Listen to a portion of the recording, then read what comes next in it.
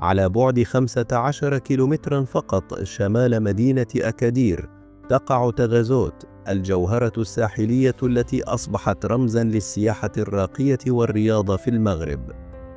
هذا المكان الذي كان في الماضي قرية صيد هادئة على ضفاف المحيط الأطلسي تحول اليوم إلى وجهة دولية تجمع بين الجمال الطبيعي والبنية الرياضية الحديثة. ومن بين أهم المشاريع التي أعادت رسم ملامح المنطقة يبرز مشروع ملاعب التدريب بتغازوت، الذي يعد جزءا من الاستعدادات الكبرى التي يقوم بها المغرب لاحتضان كأس إفريقيا للأمم 2025 وكأس العالم 2030. دعونا نحلق معا من السماء لنكتشف عن قرب المنشآت الرياضية الجديدة بتغازوت، حيث تلتقي الطبيعة الخضراء بزرقة البحر في لوحة تروي قصة التطور والإبداع المغربي.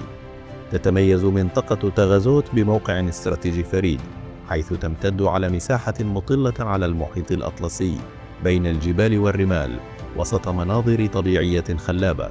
وقد اختيرت هذه المنطقة بعناية لتحتضن مركز التدريب الرياضي لما توفره من طقس معتدل على مدار العام وبنية تحتية متطورة وهدوء يجعلها مثالية للفرق الوطنية والدولية. ومن فوق السماء تظهر الملاعب وكأنها جزر خضراء وسط المحيط الذهبي، في مشهد يعكس فلسفة المغرب في الجمع بين التنمية الرياضية والحفاظ على البيئة. تغازوت اليوم لا تمثل فقط وجهة للسياح وراكبي الأمواج، بل أصبحت قبلة رياضية عالمية تستعد لاستقبال المنتخبات المشاركة في المنافسات القارية والعالمية المقبلة.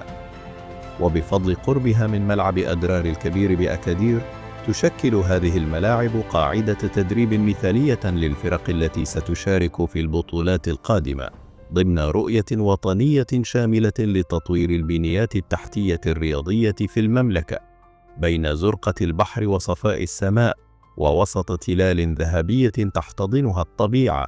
تولد في تغازوت منشآت رياضية من الطراز الرفيع، شاهدة على دينامية المغرب الجديدة في مجال الرياضة والسياحة. ومن خلال عدسات الدرون يمكننا أن نرى كيف يجتمع الجمال الطبيعي والبناء المتطور في انسجام تام يعكس روح الإتقان المغربي. هذه ليست مجرد ملاعب تدريب، بل هي رمز لرؤية وطن يطمح للعالمية، ورسالة إلى كل من يشاهد هذا الفيديو أن المغرب من الشمال إلى الجنوب يسير بخطى ثابتة نحو المستقبل. قبل أن تغادروا هذا الفيديو أود أن أشارككم معلومة مهمة.